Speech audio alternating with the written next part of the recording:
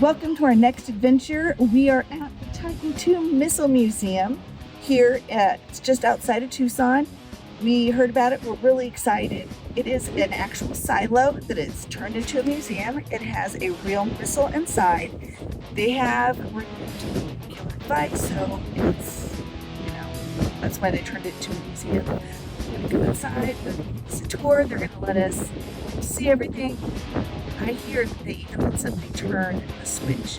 So stick with us and let's go see what we can find.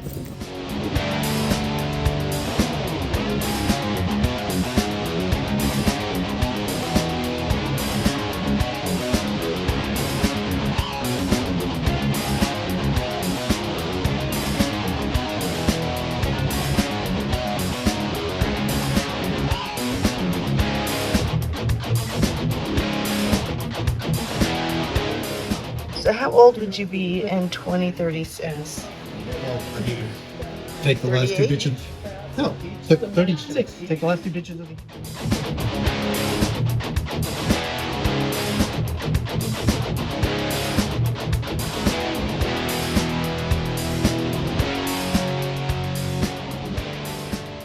Rose between the United States and the Soviet Union.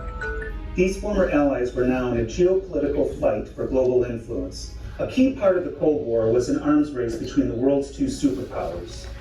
The focal point of the battle for military superiority was nuclear weapons and the means to deliver them. Both sides developed what became known as a nuclear triad, which is an integrated system of delivering these destructive payloads by air, sea, and land.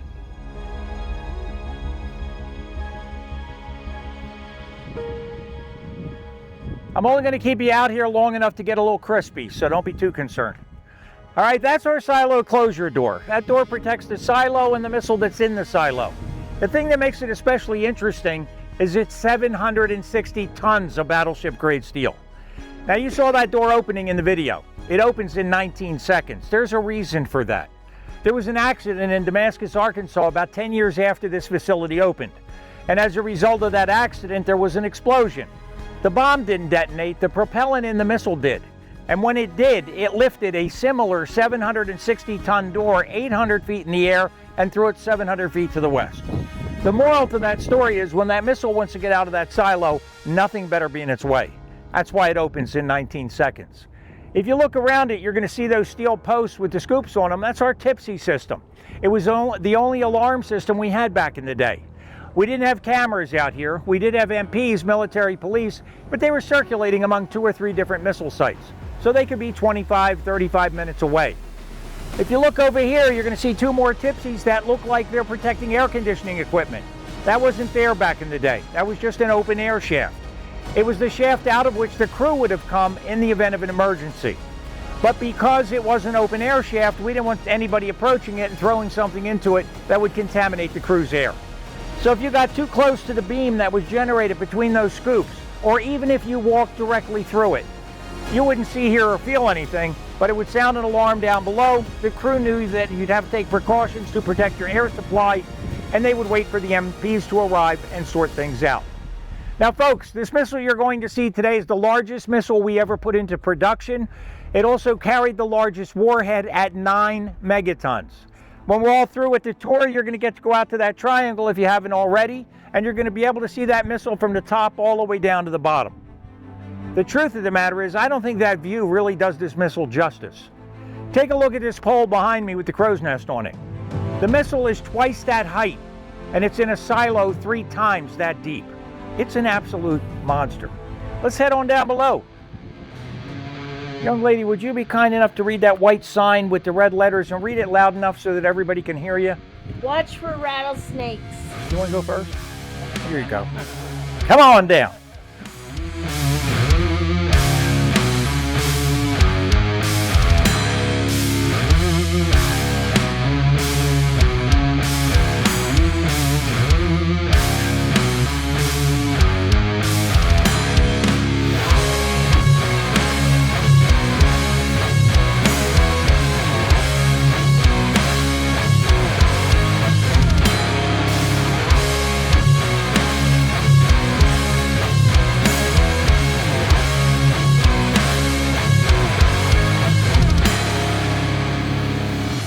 The reason this is designated as a soft area is because in the event of a nearby nuclear blast, and by nearby, we mean a mile or more away. In the event of that kind of blast, which will generate a fireball the heat of the sun, about 100 million degrees, and a shock wave about 30 miles in diameter, all of this concrete and steel out here is going to be pulverized, turned to dust, and sucked up into the air. Now, if that bomb blast lands within a mile, and we're within that mile, this facility is within that mile, we're all toast. That's a direct hit, and nothing or anybody is going to survive a direct hit. A direct hit means the point where the bomb lands to a mile in diameter outwards. Everything in that area will be pulverized and destroyed. Now, if this bomb blast does land a mile or more away, this area is being pulverized, but you're back here in our hardened area, you're going to be perfectly okay. 4 feet of reinforced concrete in the walls, 5 feet in the floors and the ceilings, and 8 feet when you get out to the silo.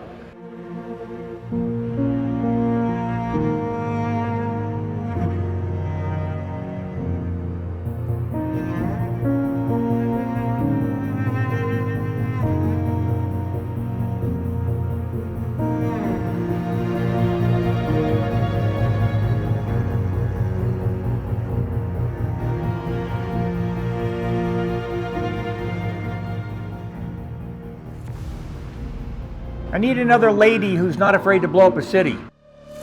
They would do 10 24-hour shifts per month, which meant they were here about every third day. There were 3 teams and they would alternate every third day. When they were not here, they were back at the Air Force Base. That was their home base.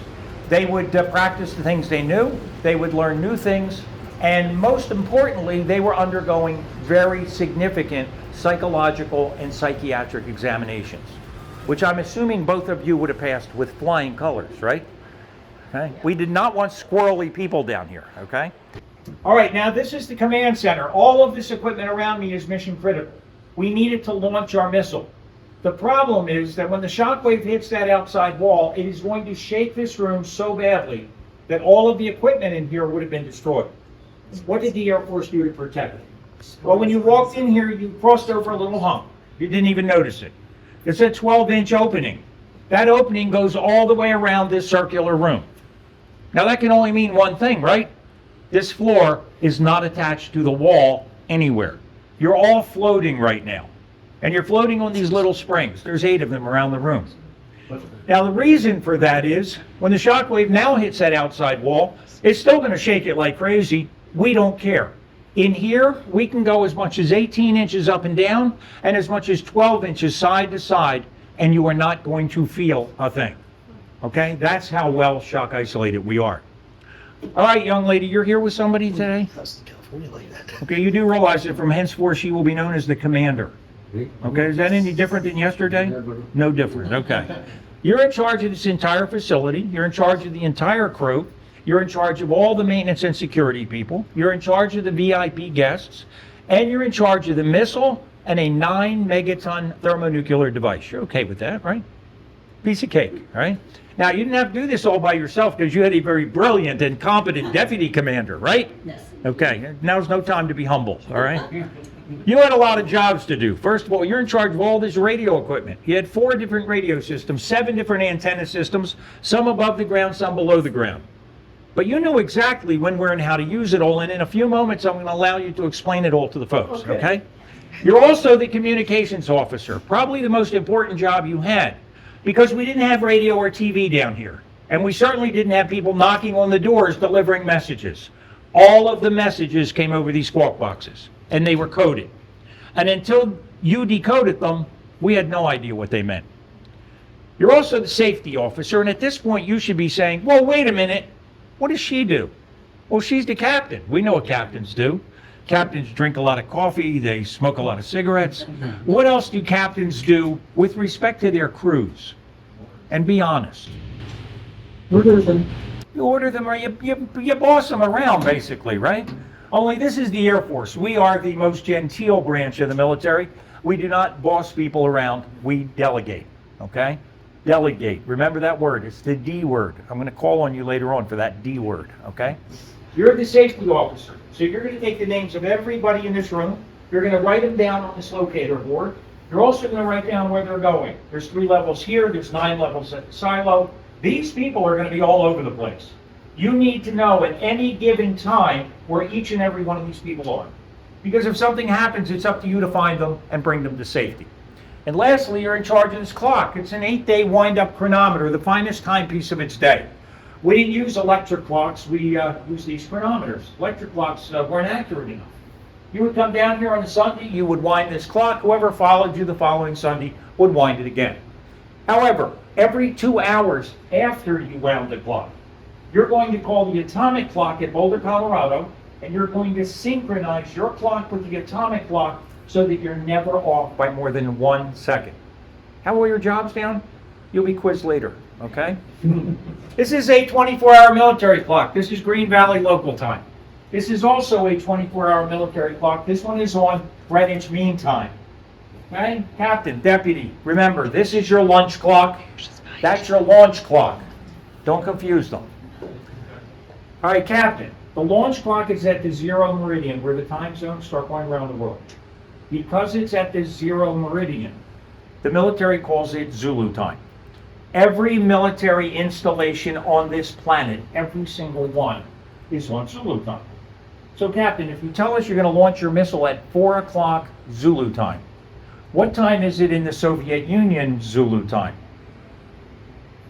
Exactly. What time is it in China Zulu time? Exactly. Well, I'm going to give you a hard one. How about the Canary Islands? She's brilliant. That's why she's a captain. Okay? It's the same time everywhere. Everybody knows exactly when you're going to launch your missile. All right, now, ladies, I want to take you back to 1963.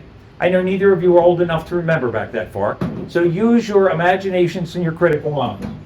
In 1963, there were 2 people sitting in these seats, and they had the power and the authority to annihilate any city on this planet. How old do you think they should have been? Don't tell me how old you think they were. How old do you think they should have been to have that kind of unprecedented power and authority? 21? 45? 35. I like 35. That sign indicates, maturity and experience. It's wrong, but I like it, okay? The captain and the deputy were literally between 20 and 25. The enlisted people down here were between 18 and 22. These were extremely young crews with a lot of incredible responsibilities. Now let me ask you another question. Would either of you be sitting in these seats in 1963? And don't tell me you hadn't been born yet or you weren't old enough. Why might you not be sitting here? Because you're... No? Women. You're women. Women weren't allowed down here in 1963. This was an all-boys club. From 1963 to 1977, no women allowed. It was a boys' club. And then Congress came along and ruined it all.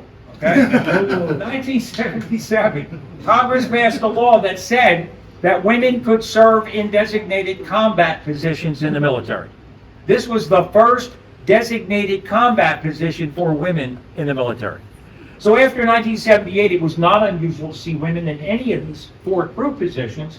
It was also not unusual to see all female crews. Times were really changing. But we had 2 18-year-olds down here. Now I want you all to think back to how useless you were when you were 18. We had 2 of them down here. The first one was the MFT, the Missile Facilities Technician. That young person came to us at 18, spent a year in missile school, and then was assigned to one of these facilities. Heating, cooling, lighting, hydraulics, pneumatics. The missile had to be kept at 60 degrees Fahrenheit. If it was not, the fuel in the missile would burn off. Some 18-year-old was managing all of that incredibly well. The 4th person on the crew was the BMAT, the Ballistic Missile Analyst Technician. That young person also came to us at 18, spent a year in missile school in an intense study of Air Force and missile electronics. At the end of the year, the BMAT knew everything there was to know about this missile. If you turned a key, pressed a button, or flipped a switch and something didn't happen, the BMAT had to explain to you, Captain, why it didn't happen and how it did. This missile, you only have 3 minutes to do so. That did not give the BMAT a whole lot of time to say, gee, I've never seen this problem before, let me go find a book. Not good enough. They knew the answers because they went to missile school. Missile school gets a bad rap. It's a year. I mean, how's that compare with 4 years of college? Those of you who went to 4 years of college, I'm sure you're standing there saying, 4 years of college. I mean, I must be so much smarter than that person who went to missile school for a year, right? Well, when you're in college, those of you who went to college, you know, passing grade around here is what, 70? Okay? Which means that you can go out partying every night. You can come back in every morning groggy as all get out. Those young people who are in college right now, don't listen to me, okay? And when you came back in the morning, if you took the test or turned in a paper or whatever, and you got a 70, you passed, okay? You do that enough times, you're going to get through the course, you're going to get through the next course, and you're going to graduate from college. Missile school was a little different. From the time you started to the time you finished, everything you did was graded, and every single one of those grades had to be a 96 or better. That's not a grade point average. Everything you did had to be a 96 or better. I remember when you were in missile school. You remember, don't you? You were outstanding, okay? You were really doing well. You had like, what, 10, 12, 96s in a row. You remember that. And then that fateful evening, you decided to go out with your friends. You remember that, right? And you came in the next morning, you're all groggy, and you took the test, and in spite of it all, you did not badly. You got a 95. What do you think is going to happen to you? Probably not be able to go to missile school. Exactly. You're done, okay? There's no do-overs. There's no, can I do extra credit? Nothing. All those 96s you had before are useless and gone, okay? You're flunked out. You're done. Only 4 out of 40 graduated from missile school. That is a far cry less than the number of people who graduate from college every year, okay? This was a really tough program. It's why Homer Simpson worked in a power plant and not in a nuclear launch facility. We did not want Homer Simpsons down here. All right, can somebody read to me what it says on that beam behind you? Yeah, right there. No smoking beyond the Thank you. What is that? ashtray. It's an ashtray. So you couldn't smoke beyond that point, but you could smoke right here. All 4 crew members, all 15 to 20 maintenance and security people who are through here every day, and the VIP guests were all smoking 3 to 4 packs a day in this space. And Captain, if you didn't smoke, we gave you 2 weeks. And then you were smoking 3 to 4 packs a day, either because you were smoking or you were breathing, okay? That lasted for about 2 years. And then finally they cleared the air and things got a little better down here. But we're back then. You're in a smoke-filled room. Not exactly what you anticipated, but you're in a smoke-filled room. You want to launch missiles. How many targets did you have?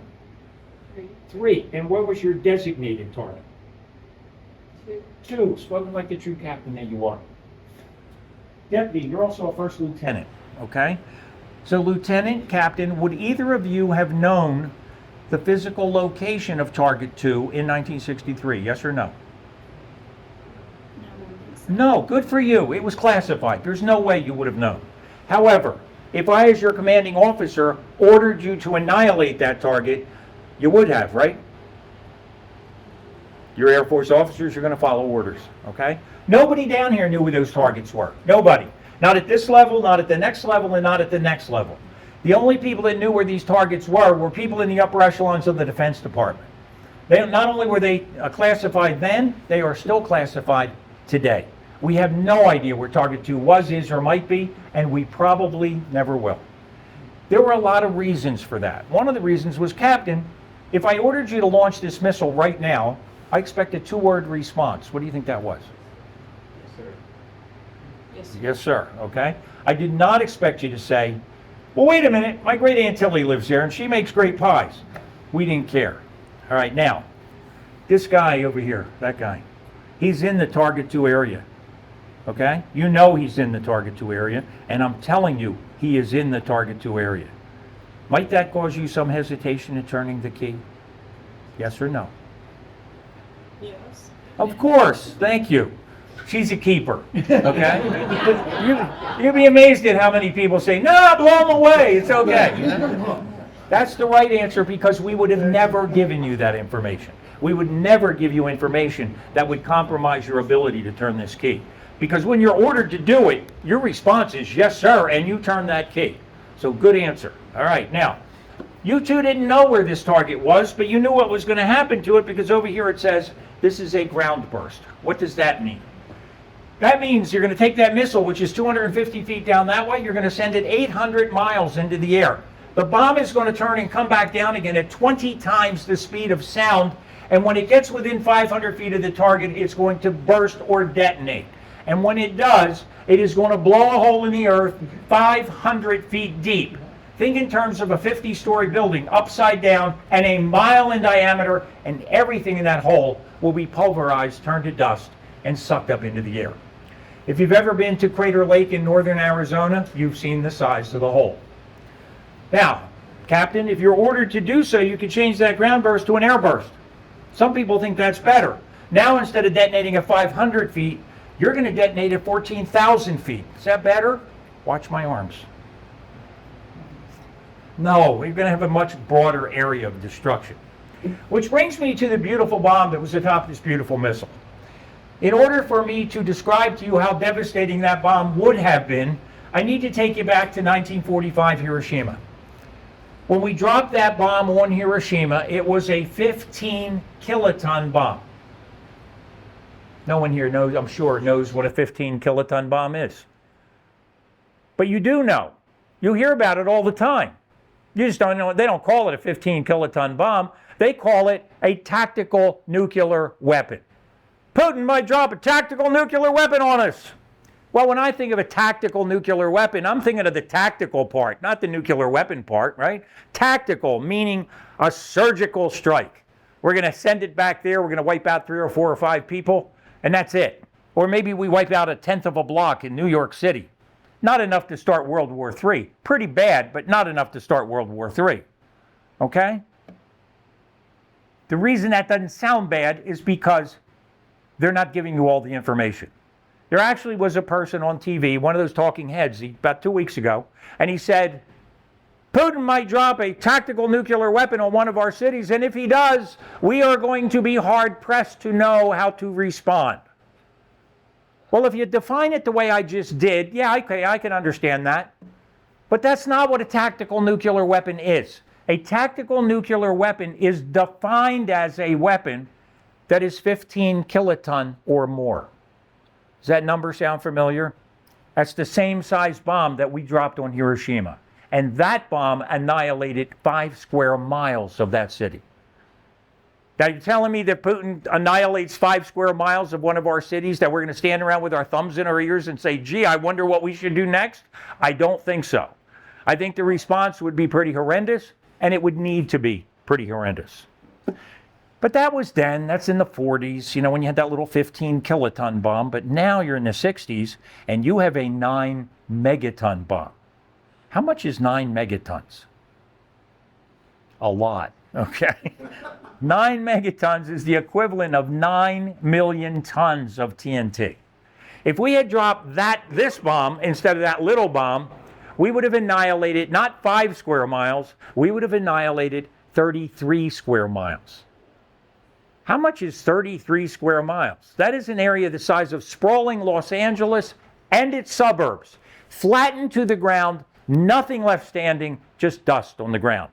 Because what happens when you detonate that bomb at 14,000 feet, you create a 3-mile fireball, which is going to spread and wipe out 33 square miles. Any one of these bombs, any one of them, could have annihilated any city on this planet. Now, I'm not talking about Green Valley, folks. I'm talking about New York City and the 5 boroughs. I'm talking about Washington, D.C. and its suburbs. Leveled to the ground. Nothing left standing, just dust. We had 54 of those bombs. We had 18 here, 18 in Wichita, and 18 in Little Rock. And you begin to understand what mutual assured destruction is all about. Nothing would have survived. Nothing. And anything that did survive would have wished it had. Peace through deterrence is pretty simple. If I can do to you what you can do to me, what's the point? The Soviets looked at the Americans looked at the Soviets and said, this is nuts. You're going to fire against us. We're going to fire right back against you. No one's going to win this nuclear war. And then what? Reminds me of that old saying, to the victor go the spoils. What happens if there is no victor and there are no spoils? Kind of takes all the fun out of it, doesn't it? We kept the peace because we instilled in our enemy a valid fear that we could do to them what they wanted to do to us. And as a result, folks, for decades now, decades, No country has launched a nuclear weapon against another country. It would be insanity to do so. As a matter of fact, only a nut would do it. But we all know we got a few of those out there. Let's hope that the people who work with them, around them, above them, and below them have the wherewithal and the strength to be able to prevent it from ever happening. All right, now in spite of all that, you want to launch this nuclear weapon anyway, don't you? Of course you do. Yeah, all right. Now, there's two reasons why you're indispensable, and I know you love being indispensable. All right, first of all, you have a key. See that key? Okay, and you have a key. Those keys are 7.5 feet apart and spring-loaded, which means no single individual can reach and turn those keys at the same time. It takes two people and two keys. Now, the second reason you're indispensable is because in order to do this, we need a launch order from the president. Launch order is nothing more than a message.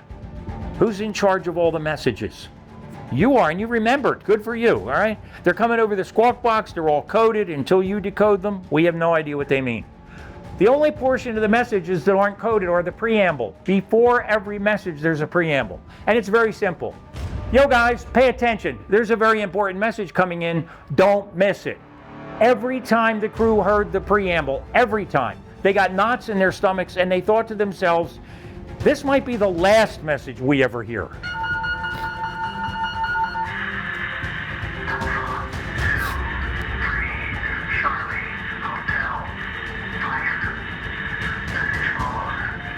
During all that static, you're both grabbing an emergency action message book. Okay, nothing fancy. You're going to open it up to a blank page and you're going to start writing down the 41 alphanumeric characters that he's reading off to you and that you will ultimately decode. When he's all done, he's going to say, and I repeat the message. And at that point, you two exchange books.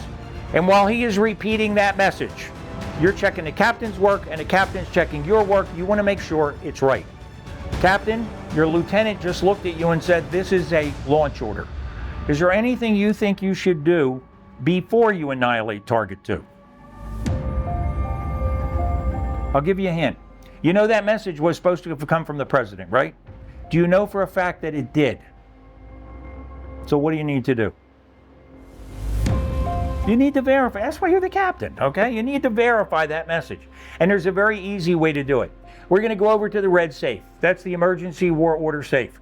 There's two locks on that safe. The lock on the left belongs to the captain. The lock on the right belongs to the lieutenant.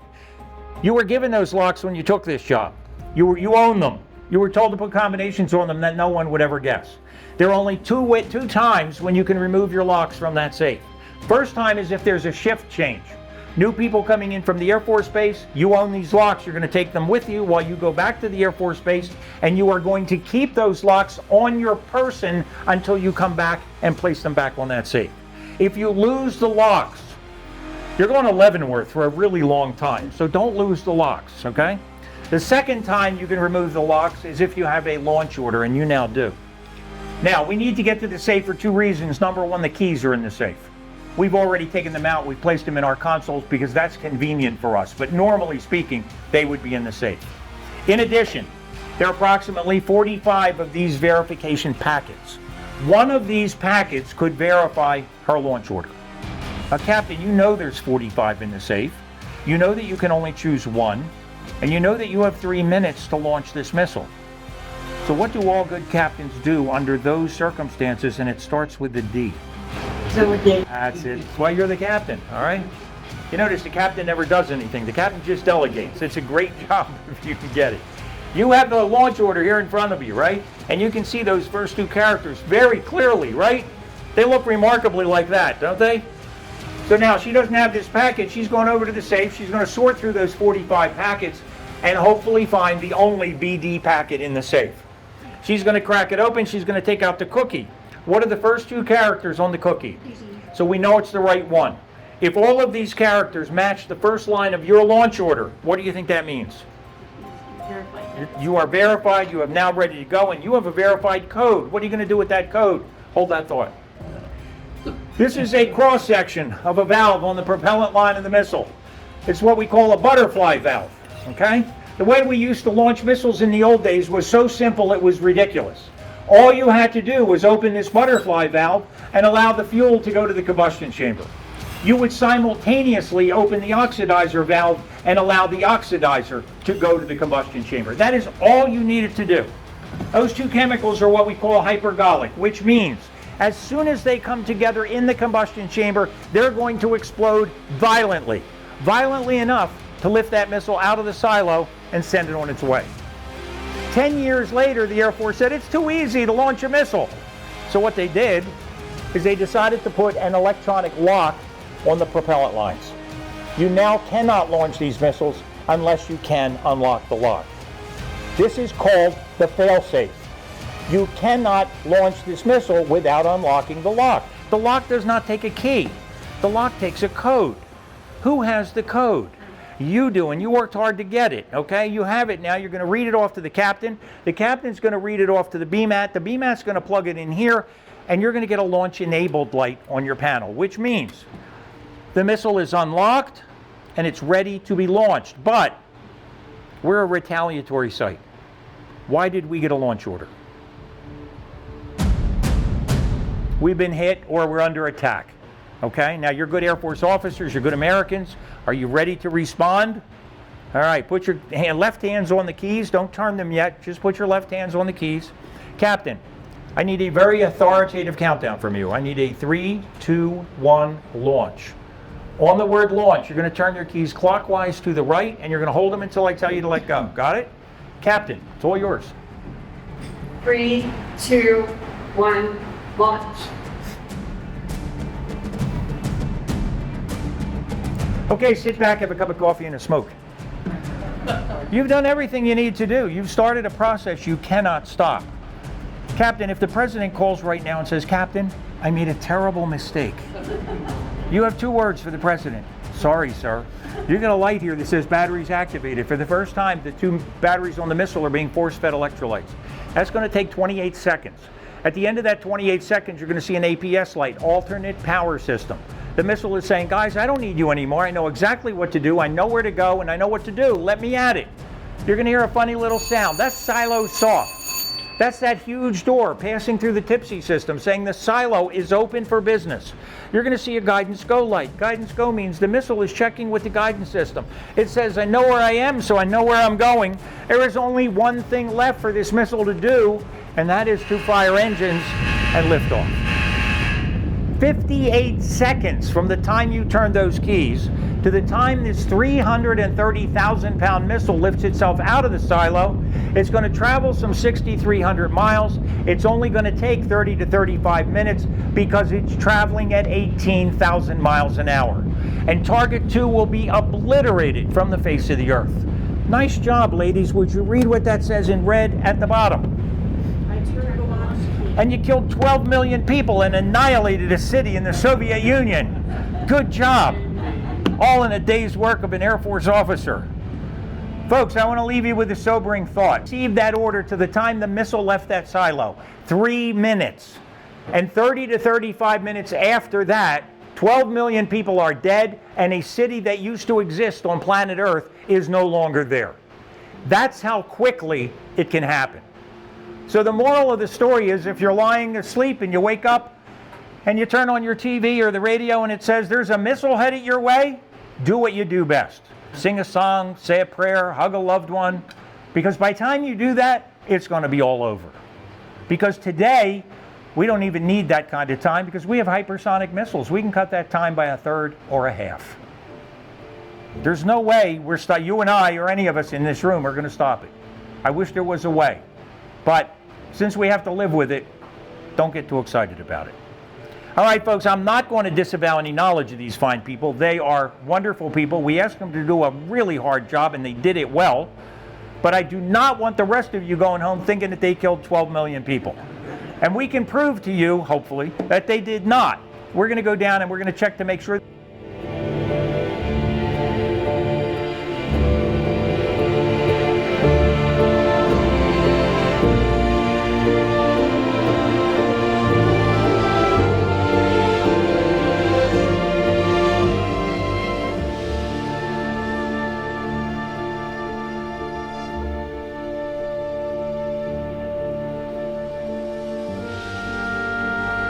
Well, they tested them. They took 51 of these missiles without warheads, and they took them to Vandenberg Air Force Base on the coast of California. Vandenberg was a testing site. They had reusable silos. These were not reusable. They lined them up in Vandenberg silos. They aimed them at a small lagoon that was about 6,300 miles off the coast of California, and they shot them off one by one. 87% of the time they hit the lagoon dead on. And every time we did a test, every time, there was a Soviet fishing trawler floating around. And people said, why don't you cordon the area off? Why are you allowing these people anywhere near here? And the answer was very simple. We invited them. We wanted them to know that we had the weapon. We wanted them to know that it worked. And we wanted them to know that we had the resolve to use it if necessary. The Soviets at the time had much larger payloads. Their payloads were upwards of 25 megatons. Ours was only 9. The problem with the Soviets is they had really lousy accuracy. If they aimed a missile at Los Angeles, they'd have been lucky to hit El Paso. And they knew it. The guys in the fishing vessels knew it. So for 19 years, these missiles kept the peace. During that 19 years, NASA started watching these missiles and loved them and bought some to use in all their Gemini launches, including Neil Armstrong's first flight into space. So these missiles not only carried warheads, they also carried capsules. 1982 rolls around and President Reagan says, we don't need these missiles anymore. We have better missiles. We have Minuteman missiles. Today we're protected by Minuteman III. Minuteman III missiles are half the height, half the diameter, and they have much smaller warheads. But it doesn't matter because they're much, much more accurate. We can land a missile into the center of a football field. We have 400 Minuteman silos up north, Wyoming, Montana, and the Dakotas. Best defense today comes from submarines. We can park a submarine under the ice near the North Pole, and you can't see it from a satellite.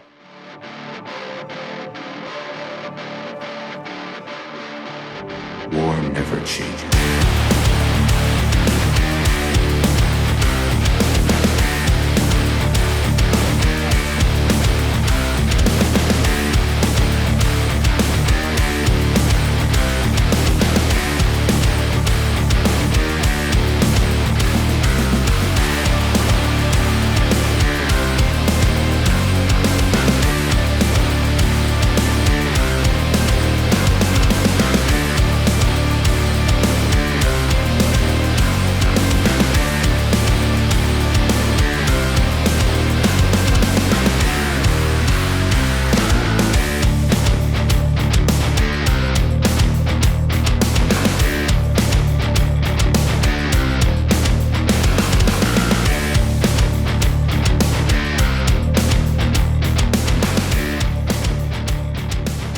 Okay, so we did it.